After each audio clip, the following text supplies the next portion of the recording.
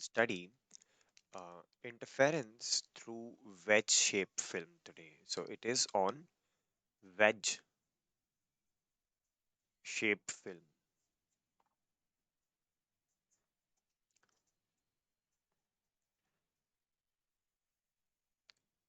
Okay, so it's like this that a wedge shaped film is a film of regularly varying thickness. A film of regularly varying thickness.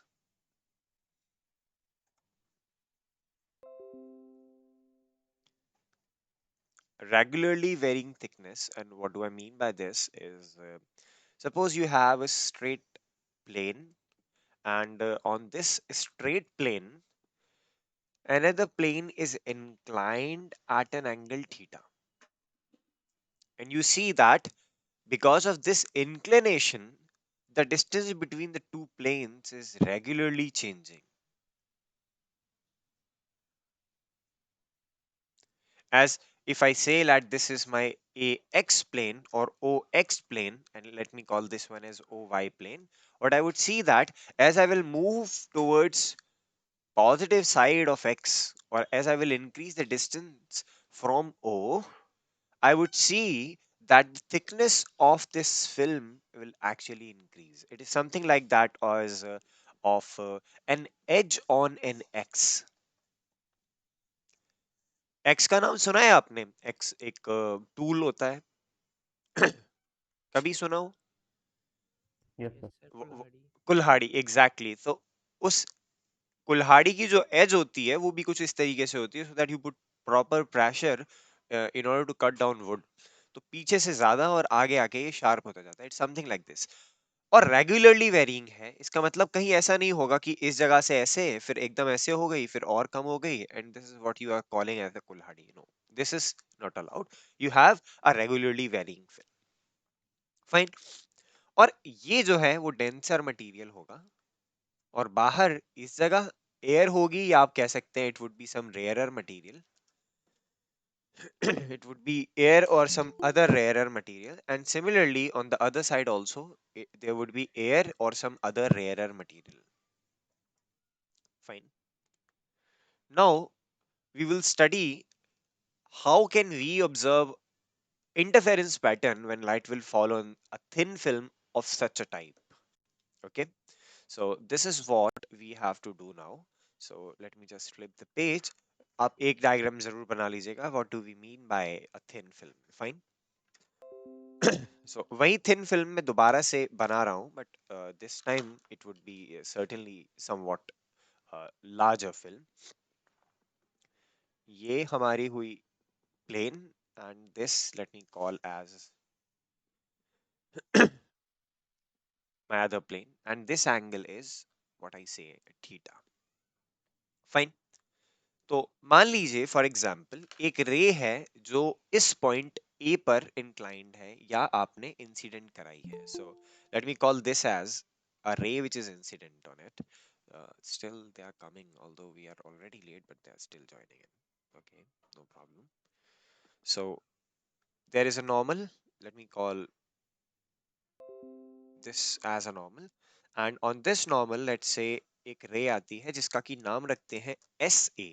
Okay, and this ray is incident at an angle I, making with the normal, of course. Okay, so now you know that two things can happen and will happen. One would be that this ray will be reflected from the surface.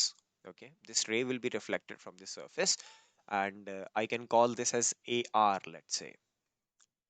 What this angle will be then? It would be same I. And also I know that this ray will also get refracted inside this denser material, and it would then bend towards, and it would again strike at this point. Okay, and I can call this angle, ये वाला जो angle है उसे मैं R बोल सकता हूँ. तो ये एंगल R है, ये दोनों एंगल I है. Okay, a similar thing would happen at this plane as well. यहाँ पे भी मैं अगर एक नॉर्मल ड्रॉप कर लूँ. Okay, let me just drop this normal. ये नॉर्मल मैंने ड्रॉप किया, तो इस नॉर्मल से हमें पता चलेगा that anyways this will get reflected. तो ये हो गई आपकी रिफ्लेक्ट, और कहीं और जाके इस पॉइंट पर ये मिलेगी। ठीक, this is what I am saying. Again you will have to drop a normal over here. और फिर हम जानते हैं कि this ray will not go straight, but it would be bend towards this, and it would go something like this. Okay, let me call this point as B and this point as C. Okay, इसमें कुछ खास ऐसी चीज नहीं है जो आपको problem दे। तो आपने ये बना लिया। नाउ द थिंग इज, इस वक्त मैं C पॉइंट से, आप देखें C पॉइंट से ए आर पे एक नॉर्मल ड्रॉप करता हूं। तो let me just call that as a normal. This is a 90 degrees. मैंने ये नॉर्मल ड्रॉप की, तो ये एंगल जो है, this angle would itself become I. कल वाली चीज का आप यूज कर सकते हैं, because this angle is 90 minus I, this is 90, 90 plus 90 minus I, this would remain I. Okay, एक चीज तो ये हुई। दूसरी चीज क्या है, आप ये वाला, ये जो डॉटेड लाइन से जो मैंने बनाया है, आप इसे देखिए। क्या मैं इसे डार्क करूं या आप देख पा रहे हैं? ये जो डॉटेड लाइन से बनाया है, are you able to see this one? Yes, sir. Okay, Yes, तो sir. क्योंकि ये जो एक डॉटेड लाइन है, अगर मैं कहूं ये वाली line, this line is perpendicular to this plane, और ये वाली लाइन जो है is perpendicular to this plane. तो let me call this as O X O Y. तो अगर ये लाइन देखें तो ये ओ वाई के परपेंडिकुलर है, ये लाइन देखें तो ओ एक्स के परपेंडिकुलर है, ये वाली लाइन ओ एक्स के परपेंडिकुलर है। जब दो लाइंस परपेंडिकुलर हैं दोनों प्लेन्स के, तो ये एंगल भी थीटा ही होगा। ओके, एंड ये आप लॉजिक से देख सकते हैं, इसके परपेंडिकुलर ये 90 डिग्री, इसके परपेंडिकुलर ये 90 डिग्री, कोई भी आप ट्रायंगल भी बना लेंगे, then also you will get that this angle is going to be theta anyways. Fine, तो ये एंगल हो गया थीटा, कोई इशू नहीं है। अब what I would suggest and what I would do is this. Excuse me. C से ही A B पर एक परपेंडिकुलर ड्रॉप करते हैं, and let me call that as, यहां पे जो परपेंडिकुलर ड्रॉप किया था ए आर पे, वो हो गया लेट से सी एन। ठीक, और सी से ए बी पर एक परपेंडिकुलर ड्रॉप कीजिए, उसे मैं कहूंगा ए एम लेट से। ये हो गया आपका, आपने सी से एक परपेंडिकुलर ड्रॉप किया, और इसे मैं बोल रहा हूं सी एम। ओके, ये दो परपेंडिकुलर्स हमने ड्रॉप किए। इसके बाद यहां ये जो हमने परपेंडिकुलर ड्रॉप किया है, इसकी वजह से ये जो छोटा एंगल होगा, this small angle will become 90 degrees, will become r, not 90 degrees. Why? आप ये देख लीजिए, ये 90 हो गया, ये एंगल 90 माइनस आर हो गया, तो ये अपने आप आर हो जाएगा। सेम लॉजिक जो हमने आई के लिए फॉलो किया, वही यहाँ फॉलो करेंगे। ये तो 90 हो गया, I can call this now as A M C angle जो है वो 90 है, और A C M angle r है। वो आर नहीं है, हमें पता नहीं है क्या है, बट हम ये जानते हैं कि ये वाला जो एंगल है वो कितना होगा, व्हाट दिस विल बी। अगर ये आर है तो this angle would be 90 minus R. Okay, तो in triangle A M C, you know all the three angles, एक है 90, एक है 90 माइनस आर, एक है आर। That's it. ठीक है, इतना समझ आया? Do you understand that? Fine. अच्छा, अब एक चीज बताइए, आपने मेरे ख्याल से जरूर पढ़ी होगी, इसे कहते हैं ट्रायंगल के एक्सटर्नल ली ऑपोजिट एंगल का जो सम है। अगर मैं ये वाला एक ट्रायंगल है, for example let's say this is a triangle, this is a triangle, okay, and इसको मैंने थोड़ा सा एक्सटेंड कर लिया, ये रहा एक एंगल, ये रहा दूसरा एंगल, तो ये एंगल कितना होता है आपको पता है? If this is theta, So the sum of those two sum angles. Of these two angles, exactly. तो अगर मैं ये वाला ट्रायंगल आपको दूं, this one, okay, you just look at this. Okay, so I know that this is perpendicular, so what about this angle, what this will be? It will become r plus theta. R plus theta, exactly. So ये वाला जो angle है, मैं यहाँ पे थोड़ा सा इसको ऐसे पॉइंट करके बता रहा हूँ that this angle is R plus theta. अब क्योंकि हम जानते हैं there is a reflection taking place at this point, तो ये एंगल भी कितना हो जाएगा? R plus theta. Fine. So you now understand that this angle is r plus theta, this angle is also r plus theta. अब थोड़ी सी what to say geometry में और तब्दीली करनी होगी, लेकिन वो पॉइंट मैं बात के लिए रख लेता हूँ, ठीक है। एनीवेज, सी पॉइंट पर अगर मैं ये माने आप, अगर मैं सी से y पर एक परपेंडिकुलर ड्रॉप करूं, या यहाँ x पर OX पर एक परपेंडिकुलर ड्रॉप करूं, तो मुझे इस पॉइंट पर, for example let me call this point as an L, इस पॉइंट पर इस की थिकनेस क्या है वो पता चल जाएगी। तो I can call that at point L on OX the thickness is let's say T, and this T is varying, जैसे जैसे ये L आप अलग अलग जगह लेते जाएंगे तो ये थिकनेस भी बदलती जाएगी। फाइन, पहली चीज ये। दूसरी चीज आप क्या समझें कि यहां से देखिए, मैं डायरेक्शन बताता हूं आपको। This was the row coming और रे कमिंग, ये रिफ्लेक्ट हो गई, यहाँ पे ये अंदर की तरफ ऐसे रिफ्रैक्ट हुई, फिर ये रिफ्लेक्ट हो गई, और फिर ये ऐसे ट्रांसमिट हो गई। अब गौर से देखें, क्या आपको लगता है, अगर मैं इसे टी बोलता हूं, क्या आपको लगता है कि ए आर और ए बी टी कहीं मिलेंगी कभी? Do you feel that? ये तो डाइवर्ज हो रही हैं। Because of the natural property of this film, these two rays will diverge. तो फिर इंटरफेरेंस कहां से दिखेगा? इंटरफेरेंस का मतलब होता है कि एक जगह पे वो मिले तो हमें इंटरफेरेंस दिखे, बट ये तो डाइवर्ज हो रही है। तो एक और कॉन्सेप्ट याद रखिए कि यहाँ पे आपको रियल इंटरफेरेंस नहीं मिलता है, यहाँ जो आपको देखने को मिलता है वो होता है वर्चुअल इंटरफेरेंस, जो ना कि एयर में होता है बल्कि आभासी ऐसा होता है। जैसे आपने ऑप्टिक्स या ज्योमेट्रिक ऑप्टिक्स में पढ़ा होगा, एक आभासी इमेज वर्चुअल इमेज जरूर बनती है, वैसी ही कोई इमेज बनेगी, and that would be something like this. आप क्या करें, इस टी को थोड़ा सा एक्सटेंड करते आए। ये जो टी है, इसको ऐसे डॉटेड डॉटेड डॉटेड लाइन से एक्सटेंड कर लें, कर लिया। और इस ए आर को भी ऐसे डॉटेड लाइन से एक्सटेंड कर लें। तो यहां कहीं एक वर्चुअल इंटरफेरेंस दिखेगा जिसकी की इमेज हमें बाहर दिखेगी। ओके, वरना ये जो रेस थी, ये दो रेस थी, वो तो डाइवर्जिंग थी, वो तो बाहर चली गई थी, कहीं मिलेंगी ही नहीं। एक ये कॉन्सेप्ट। तो दो तीन चीजें देखी, रेगुलरली वेरिंग थिकनेस है, हमने देखा कि हमें जो इंटरफेरेंस मिलेगा that would be they will be meeting at some virtual point in air, और हमें इंटरफेरेंस पैटर्न बकायदा दिखाई भी देगा। ठीक, खैर। तो अगर आपने मेरे साथ साथ ये डायग्राम बनाया है तो आपको कोई कॉम्प्लिकेशन नहीं होगा, लेकिन एकदम से मैं ये फोटो दिखाता आपको, ये जो, तो आपको कॉम्प्लिकेशन हो सकता था। क्या ये डायग्राम एग्जाम में आएगा बनाने को? तो बना लोगे? मुश्किल है, 30% आएगा, यस सर। बाकी 75% क्वेश्चन आते हैं। तो मैं आपको फिर भी बोल रहा हूँ 25% ही रहेगा इसके आने के चांसेस। एनीवेज, अब आप क्या करें, इन दो ट्राइंगल्स को देखें, एक देखें ए सी आर, या सॉरी ए सी एन, और एक ट्राइंगल देखें ए सी एम। तो दो ट्राइंगल्स देखें ए सी आर और ए सी एम। एक्चुअली अभी भी हमारा स्टेप्स वही है, हमें चाहिए पाथ डिफरेंस जो कि बराबर है mu times A B plus B C minus A N के। ए एन क्यों? ए एन से म्यू का मल्टीप्लीकेशन इसलिए नहीं किया क्योंकि मैं मान रहा हूं कि ये जो मीडियम है वो एयर है, और एयर का म्यू कितना होता है? 1।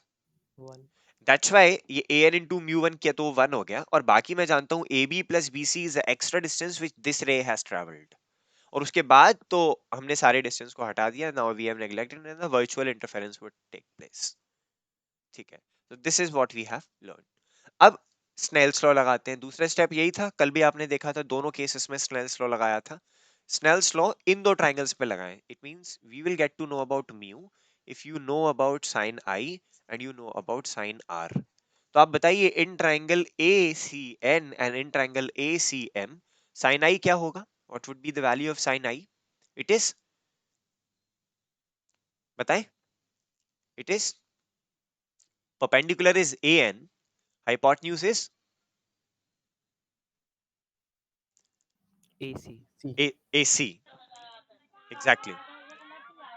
That's nice. There's no issues with that. So we can write that it is something like an upon AC divided by, अब sin r के लिए बताइए कितना होगा in triangle ACM? Somebody is joining in. बताएं what that will be in triangle ACM? It would be, हम देखें, A C M में ये साइन आर हो गया, it would B this is perpendicular AM upon AC, correct?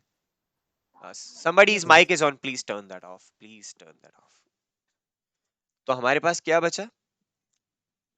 AN upon AM, correct, is equals to mu. AC से AC cancel हो गया, यहाँ AN चाहिए था, वो AM के फॉर्म में मिल गया, तो यहाँ से आप लिख सकते हैं that actually your path difference is equals to, how can I write it?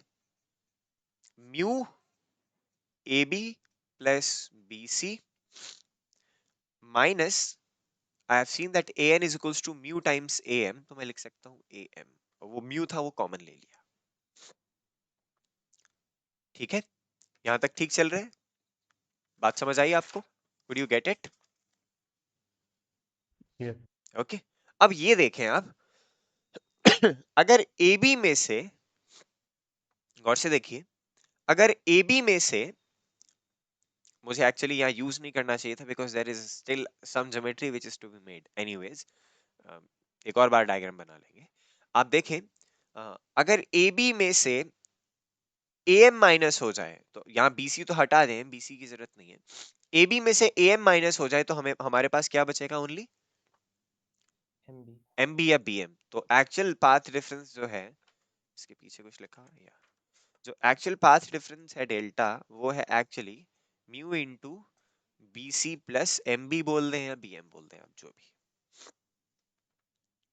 Fine, this is it.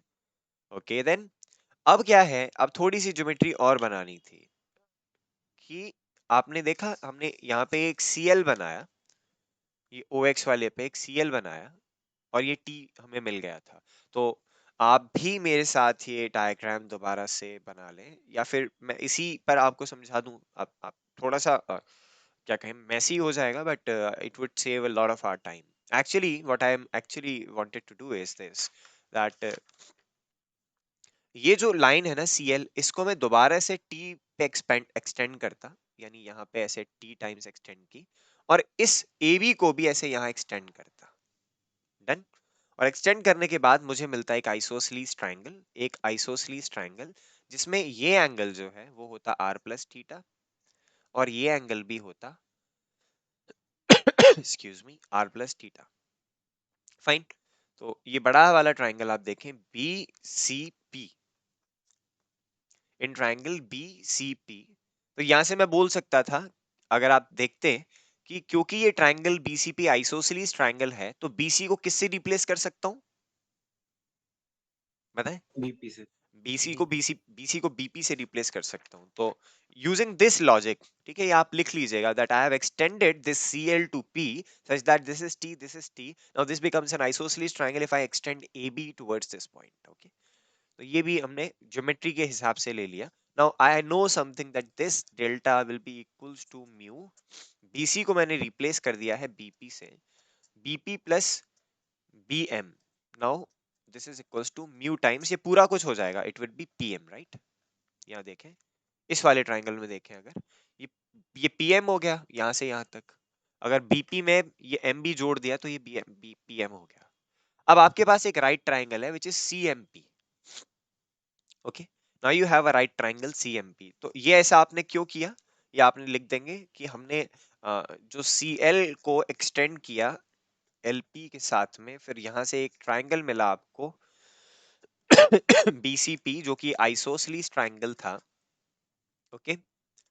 ऐसा होने की वजह से हमें मिला BC तो दरअसल BP के बराबर है, और ये हमने यूज यहां करके we have done that, okay, ये लिख लिया। अब ये बहुत आसान हो गया हमारे लिए, we can simply say that, अब ट्राइंगल CMP में बात करिए आप, in triangle CMP, okay, if you talk about triangle CMP, तो बताइए cos R प्लस थीटा किसके बराबर है? इस ट्राइंगल में देखें, PM over 2T. तो हाँ, तो आप इसको ऐसे देख सकते हैं that this is R plus theta, इसका cos लेना है, तो cos का मतलब है PB base upon hypotenuse, so I can write it as CM, it is actually it is base is PM upon CL plus LP, या CP बोल सकते हैं। तो actually in triangle CMP, which is a right triangle of course, cos of r plus theta will be equals to base, which is pm upon hypotenuse, which is cp, और cp हम जानते हैं किसके बराबर है, twice of t at that particular point, जो total length का twice या total thickness का twice, it would be pm upon 2t. तो आप pm को लिख सकते हैं, दरअसल it is nothing but equals to 2t cos r plus theta. Fine. तो यहां से आपके पास फॉर्मूला आया, थोड़ा सी तब्दीली हो गई कल वाले फॉर्मूले में, that the path difference is equals to that the path difference is equals to 2 mu, ठीक है, t cos r plus theta. बस इतनी सी चीज चेंज हुई और आज हमने करीब 25 मिनट उसको समझने में लगा.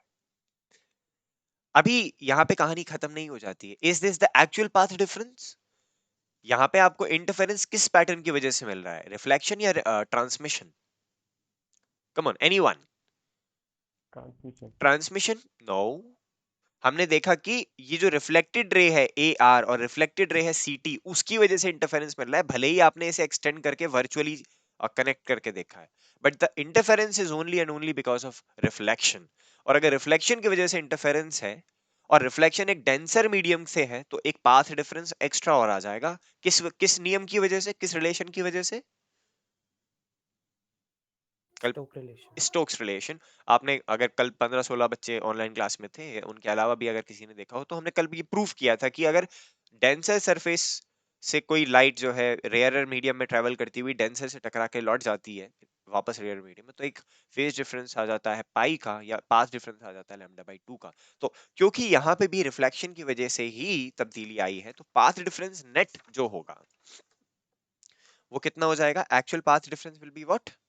तो path difference, the net path difference, मैं लिख सकता हूं effective path difference including Stokes relation.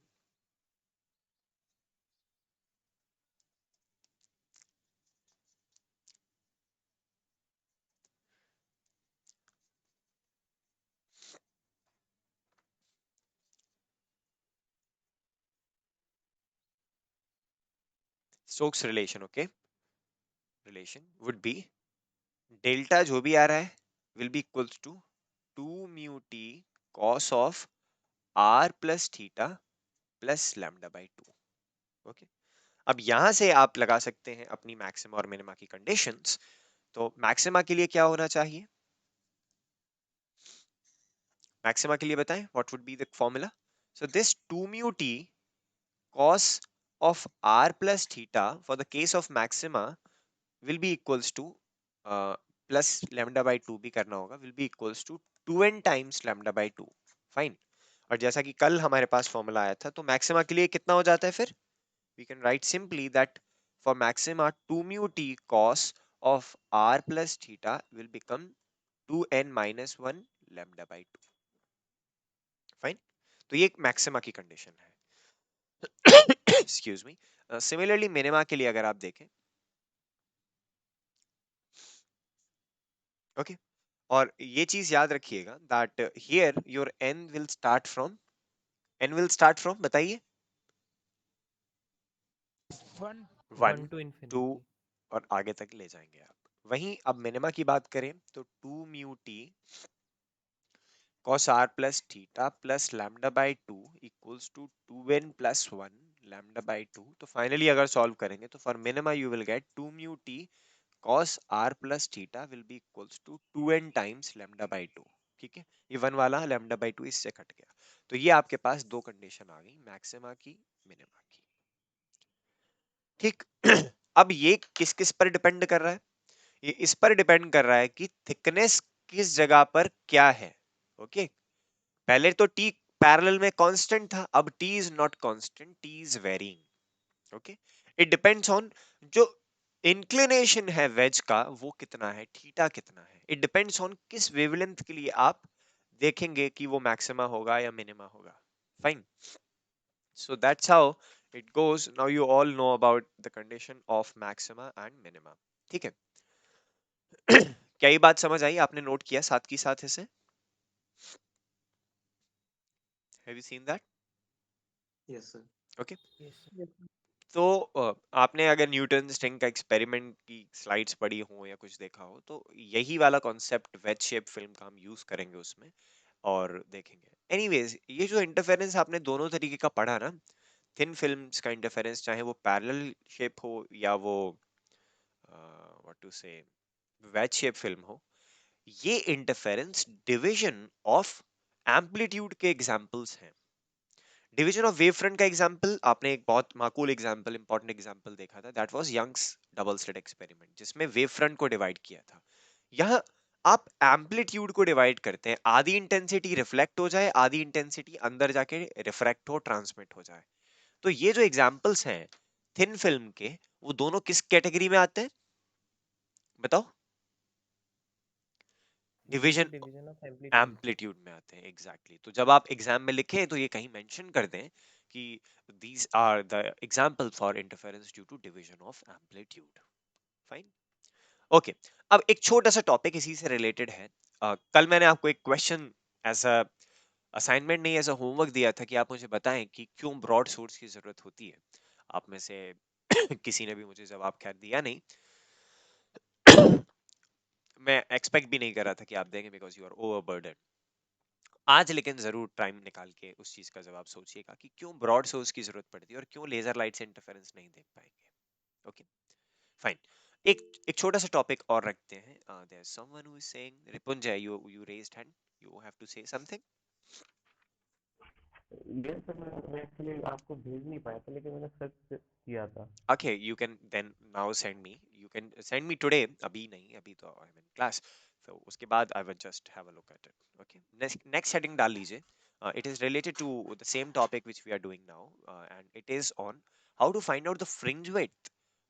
How to find out the fringe width of wedge shape interference pattern. Okay. So you just write down how can we find out the fringe width.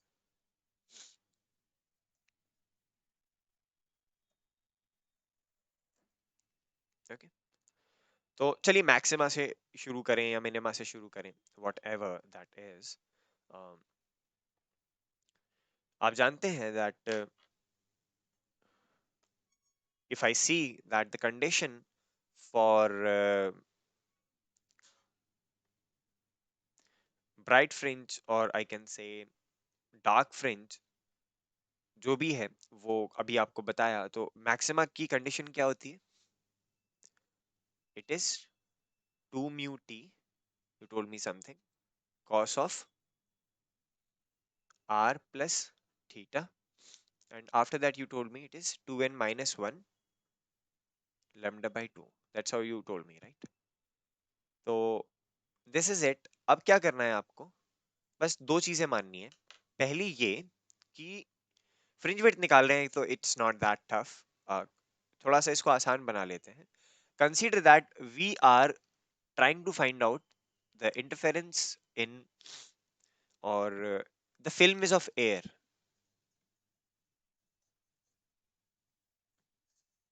Air film है तो mu कितना हो जाएगा बताएं? One. One. अगर one. अगर mu 1 हो जाएगा, दैट्स इट। तो आप जानते हैं जो, अगर नॉर्मल इंसिडेंस लूंगा तो आर जीरो हो जाएगा for normal incidence. Okay, air है, फिल्म भी एयर की है, तो वो सीधी निकल जाएगी, there would be no refractive या रिफ्रैक्शन का एंगल नहीं होगा, and this is like a normal incidence. Okay, it's like ये इस फिल्म पे बिल्कुल नॉर्मली पड़ेगी, तो मुझे पता है कि अगर ये भी एयर है, बाहर भी एयर है, तो ये सीधे निकल जाएगी। तो ये दो चीजें हमने कंसीडर कर ली। फाइन। अब यहां से आप ये देखें that 2 into T cos theta, 2 into T cos theta, correct? Mu 1 हो गया, आर 0 हो गया, इसलिए 2 into T cos theta is now equals to 2n minus 1 lambda by 2, 2n minus 1 lambda by 2। ये बात समझ आई? अब यहां आप एक चीज देखें, if I want to show that to you, मुझे मुझे इंटरफेरेंस फ्रिंज पता करनी है, तो I will just tell that to you. For example ये एंगल है थीटा, हाँ, और ये थिकनेस कितनी है अभी आपने बताई, व्हाट दिस इज, टी।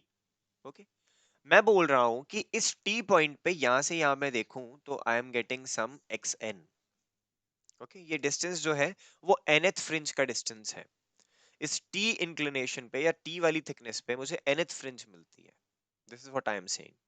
तो आप मुझे बता सकते हैं what is the relationship between sine cos tan, जो भी लगा लीजिए, in between x n and t n, वो बता सकते हैं आप मुझे? ऐसे मत बताइए। What is tan theta? Set t over x that's it, it is t upon x n. तो अब ना केवल थिकनेस बल्कि थिकनेस को मैंने फ्रिंज की दूरी से रिप्रेजेंट कर दिया। I can write that t is equals to x n tan theta. तो यहाँ इस फॉर्मूले में मैं लिख दूं, अगर two into x n tan theta cos of theta is equals to 2n minus 1 lambda by 2. Okay, 2n minus 1 lambda by 2. तो ये आपको मिला, what I can say that this is actually a distance of nth fringe when you are observing pattern at particular thickness t. Okay, ये पहली चीज मिली आपको। अब बस इसमें आपको कुछ नहीं करना है, n की जगह n plus 1 रख देना है। Okay, you just have to place n की जगह n plus 1। अब रख के देखिए, where is the pen? तो ये nth फ्रिंज है, तो nth प्लस 1th फ्रिंज कहाँ मिलेगी? n की जगह n प्लस 1 रख दीजिए, तो it would B simple twice of xn plus 1। Theta तो ये बदलने नहीं वाला है, cos थीटा भी बदलने नहीं वाला है। ओके, ना तो ये sin थीटा बदलेगा, ना ही ये cos थीटा बदलेगा। And then I can write this one as, excuse me, do this say something, tan theta cos theta, ये 2 times tan theta cos theta हो गया। एंड इसके साथ में it would be something like, आपने पहले लिया था 2n, अब n की जगह क्या हो गया? n plus 1 minus 1 into lambda by 2। Okay, तो एक फॉर्मूला है nth के लिए, एक फॉर्मूला है nth प्लस 1 के लिए। फाइन। अच्छा, एक और चीज बताइए, अगर मैं टेन थीटा कॉस थीटा को मल्टीप्लाई कर रहा हूं तो फाइनली क्या बचता है? Ten Sin is sine theta. Theta. Sine theta, exactly. तो मैं यहां से एक और चीज लिख सकता हूं, that 2 into x n sine theta is equals to 2n minus 1 times lambda by 2। और अगर मैं लूं 2 into x n plus 1 sine theta is equals to 2n plus 2 minus 1 into lambda by 2। 2n plus 2 minus 1 into lambda by 2। Fine, this is what we have. अब यहां से इन दोनों को आप माइनस कर दीजिए, I mean you just subtract the two. Equation 2 को equation 2 minus 1 कीजिए, you just do 2 minus 1। when you would do this, you would do 2 minus 1, what you will get is this, 2 common, xn plus 1 minus xn common और sin theta common। ठीक है, xn plus 1 minus xn common, वो common क्या, वो हमने निकाला है, वो sin theta common is equals to, अगर मैं इसे ओपन करूं तो it would be something like 2n times lambda by 2 plus 2 lambda by 2 minus lambda by 2। अब minus two n lambda by two minus lambda by two, अब आप यहां से देखें, two n lambda by two, two n lambda by two cancel, lambda by two cancel, ये two से two भी cancel. Okay, तो आपके पास बचा केवल लैम्डा। तो हमारे पास जो फाइनल चीज बची वो ये, that twice of x n plus one minus x n sine theta is equals to lambda. Okay, lambda is equals to lambda. तो ये बहुत आसान हो गया हमारे लिए। अब यहाँ से फ्रिंज विड्थ जो होगी वो यही होगी, आप जानते हैं, the distance between two successive fringes या सक्सेसिव मैक्सिमास या सक्सेसिव मिनिमास, कुछ भी ले लीजिए। तो fringe width xn plus 1 minus xn is equals to lambda upon 2 sine theta. Fine. अगर बाई चांस मान लीजिए आपके पास this would have been a material with refractive index mu, तब ये फॉर्मूला थोड़ा और चेंज हो जाता है। तब ये फॉर्मूला हो जाता है x n plus 1 minus x n equals to lambda upon 2 mu sine theta. अब मैथमेटिक्स तो मैथमेटिक्स रहेगी, आप छोटा सा अजम्पशन लगा सकते हैं, अगर थीटा बहुत स्मॉल है, तो हम कह रहे हैं ना पहले से ही फिल्म बहुत थिन है, तो डेफिनेटली थीटा बहुत छोटा होगा। अगर थीटा बहुत स्मॉल है तो साइन थीटा को किससे रिप्लेस करते हैं? थीटा। थीटा से। So because theta is very small, I can write that sin theta can be replaced by theta.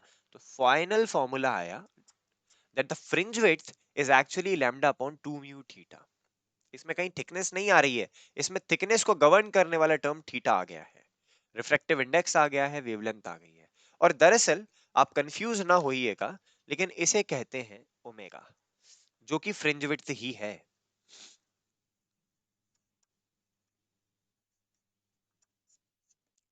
Fine, है तो ये फ्रिंज विड्थ ही, लेकिन कहलाती है ओमेगा। तो जो फ्रिंजेस हमें वैच शेप फिल्म की वजह से मिलेंगी, उनकी थिकनेस का फॉर्मूला है लैम्डा अपॉन 2 म्यू थीटा। वो रिफ्रैक्टिव इंडेक्स पे डिपेंड करता है, वो वेवलेंथ पे डिपेंड करता है, वो थीटा पे डिपेंड करता है। अच्छा बताइए, अगर जो फिल्म है उसका थीटा ज्यादा हो जाएगा तो फ्रिंज विड्थ बढ़ेगी या घटेगी? फ्रिंज घटेगी। Width would be very less. Okay, और वो पास पास फ्रिंजेस आने लगेंगी। अगर वेवलेंथ ज्यादा हो जाए तो फ्रिंज विड्थ ज्यादा हो जाएगी, अगर रिफ्रैक्टिव इंडेक्स ज्यादा हो जाए तो फ्रिंज विड्थ कम हो जाएगी। तो जितना ज्यादा डेंस मटेरियल लोगे, फ्रिंज विड्थ उतनी ही कम हो जाएगी। फाइन। तो ये कुछ फॉर्मुलेज हैं जो आपको याद रखने हैं। 2 म्यू टी कॉस थीटा या कॉस आर इक्वल्स टू जो भी पैटर्न आ रहा है। अब आपके पास चार अलग अलग फॉर्मूलाज हैं। Prakhar Singh, you raised hand, yes sir. बताइए। Sir in this step we have got 2 mu sin theta. Sir ये वाला रिपीट कर दीजिए, ये वाला सेकंड लास्ट। कुछ नहीं, मैंने आपको कहा कि क्योंकि, यस सर, म्यू कैसे आया? बताता हूँ, मान लेते हैं वैसे अगर देखते तो यहाँ पे आप देखें there was 2 mu, right? It was there, ये था ना म्यू। Yes sir. लेकिन फिर यस सर। क्योंकि मैंने म्यू को जानबूझ के 1 इसलिए लिया था, ये ना अंडर लिमिटिंग केसेस है। अगर ये म्यू 1 के बराबर नहीं है तो आर 0 के बराबर नहीं हो पाएगा, फिर तो चाहे आप नॉर्मल इंसिडेंस लें there will be some refraction, right? तो under certain yes limitations sir. Refractive index air के आसपास का हो तो मैं मान सकता हूं आर को 0, लेकिन म्यू को नॉट इक्वल्स टू 1।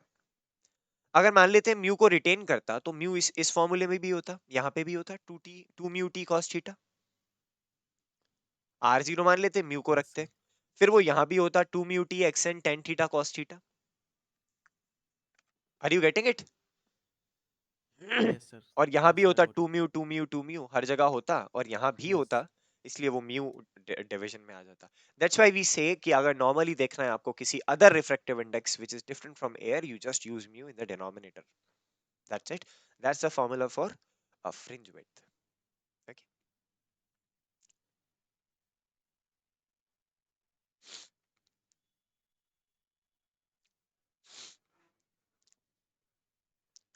आपको अब ये देखिए कि यहाँ से एक बड़ी चीज देखने को मिली। पैरेलल शेप फिल्म में थीटा कितना होता है? बताएं, पैरेलल शेप फिल्म में थीटा कितना होता है? जीरो। 0। और यहाँ 0 हो गया तो कितनी हो जाएगी फ्रिंज विड्थ? इन्फिनिटी। अरे ये तो गड़बड़ हो गई। तो ऐसा होता है कि पैरेलल शेप फ्रिंजेस जो होती हैं, जो पैरेलल थिन फिल्म्स होती हैं, उसमें इंटरफेरिंग रेस जो होती हैं वो पैरेलल अगर आए, यानी आपने इंक्लाइन नहीं किया उनको, रेस को पैरेलल डाला, तो आप फ्रिंजेस को अपनी आंखों से देख पाएंगे, नेकेड आईज से देख पाएंगे। और काफी बड़ी फ्रिंजेस होती हैं। अरे गाड़ी पर चल रहे होते हैं, ऊपर से दिखती है वो पेट्रोल की लेयर की जो बनी फ्रिंजेस होती हैं, अपने आंखों से देख पाते हैं ना। साबुन का जो बुलबुला है या बबल है, सोप बबल है, उसकी फ्रिंजेस आंखों से देख पाते हैं, दूर से देख पाते हैं ये साबुन का बुलबुला है, देखो कैसे चमक रहा है। वहीं अगर वेज शेप फिल्म लेंगे तो वेज शेप फिल्म में आ, जो थीटा है उसकी वजह से हम जानते हैं it is not zero but it is having some value. तो जो फ्रिंजेस है वो इन्फिनिटी तक नहीं दिखती हैं, यानी पूरी फिल्म पे आप सोचें कि आपको फ्रिंजेस दिखेंगे, ऐसा नहीं है। ज्यादातर फ्रिंजेस इस वेज शेप फिल्म के इर्द गिर्द ही दिखती है, यानी इस पोर्शन में ही दिखती है। हम कहते हैं इसे क्लोज टू द सरफेस। और वो भी फ्रिंज जहां जहां थिकनेस कम है केवल वहीं दिखाई देती है। Okay, the fringes lie close to the surface और माइक्रोस्कोप से देखनी पड़ती है।